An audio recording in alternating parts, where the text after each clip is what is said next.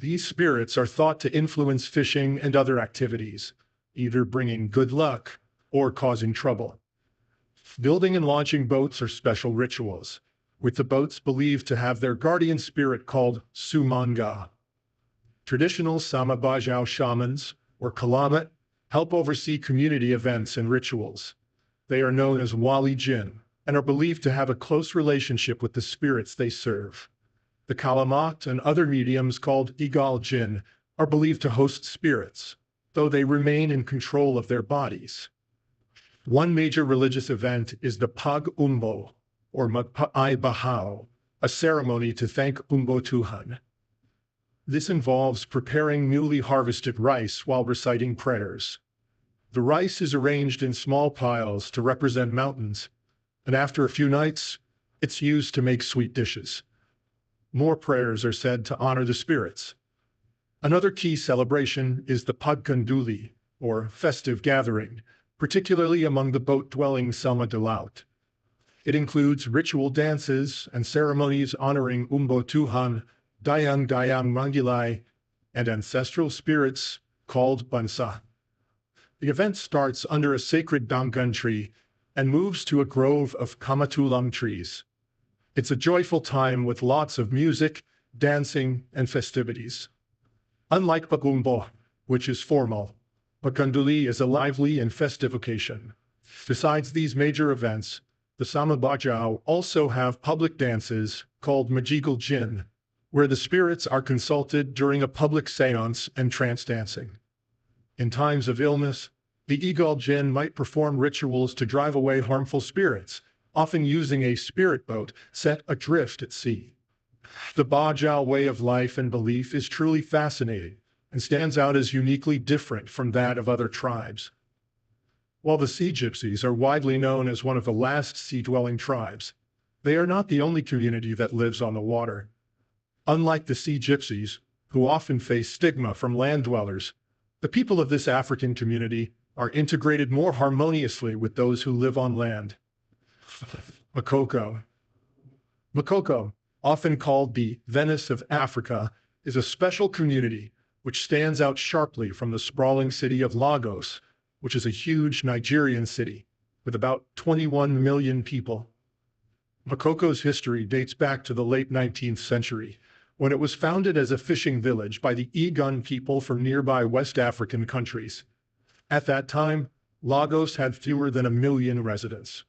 The fast-paced development of Lagos has caused a severe housing shortage, making many low-income families struggle to find affordable places to live. Makoko offers a more affordable option for those who can't keep up with the high cost of living in other parts of Lagos. While some residents of Lagos have become very wealthy from the booming oil and finance industries, about 1/5 of the city's population is either living in poverty or at risk of it. This unique location offers its residents direct access to vital water resources, perfect for their fishing-based way of life. However, living so close to the water also brings its own set of problems. The area faces frequent flooding and pollution, worsened by the growing industrial presence in Lagos. The homes in Makoko are built on stilts, rising above the waterlogged ground. These stilt houses are crafted from scavenged and repurposed materials, showcasing the residents' creativity and resilience. Despite the tough living conditions, the people of Makoko have managed to adapt remarkably well. The population of Makoko is hard to pin down, with estimates ranging from tens of thousands to about 100,000. The community is a mix of ethnic groups, primarily the Igun people from Benin, along with many Yoruba and migrants from across Nigeria and West Africa. However, its lack of official recognition makes it difficult for the government to provide services or manage infrastructure. Overcrowded living conditions, inadequate sanitation, and pollution from both waste and industrial runoff are major concerns. In 2012, a major confrontation occurred when authorities tried to clear Makoko for development, leading to violence and a significant outcry. This event left many homeless and fueled fears that their homes might be destroyed at any time.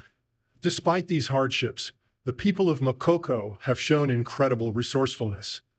Their homes, built on stilts using mangrove wood, are designed to withstand flooding and make the most of the limited space.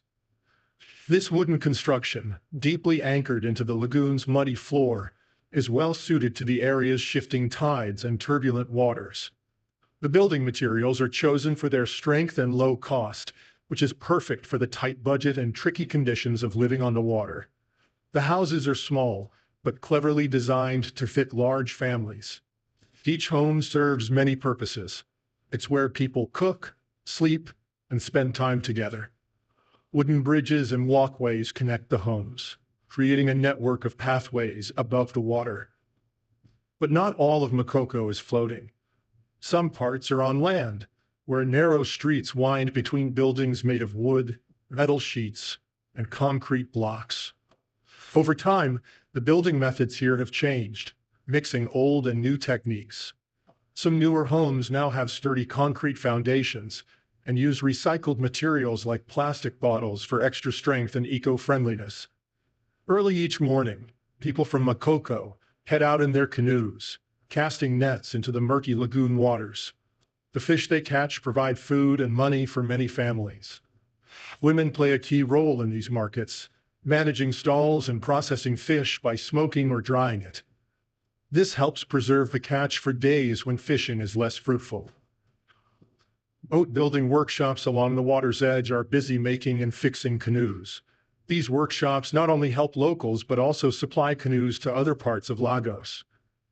These canoes are also used to deliver essentials like firewood and water, as fresh water in Makoko comes from boreholes or taps on the mainland. Knowing that the government would not provide necessary services, the people of Makoko took matters into their own hands. And in 2009, they set up their schools, electricity, drinking water points, and a small clinic.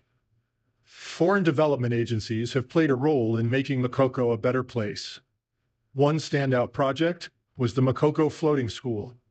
This floating school wasn't just a building, it was a beacon of hope and innovation. Designed by the talented architect Kunle Adeyemi and his team at NLA Works, the school was created in close collaboration with the local community.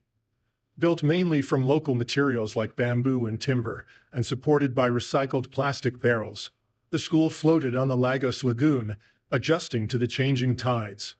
Its triangular A-frame structure made it stable and resistant to flooding, while the open design allowed for fresh air and natural light, creating a perfect environment for learning. The school could hold up to 100 students, giving many Makoko children a chance at education they wouldn't have otherwise had.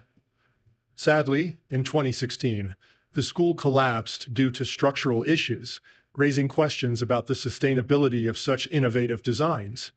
Despite this setback, the spirit of the floating school lives on, and several other schools now provide basic education to Makoko's children. Thanks for watching. See you in the next video.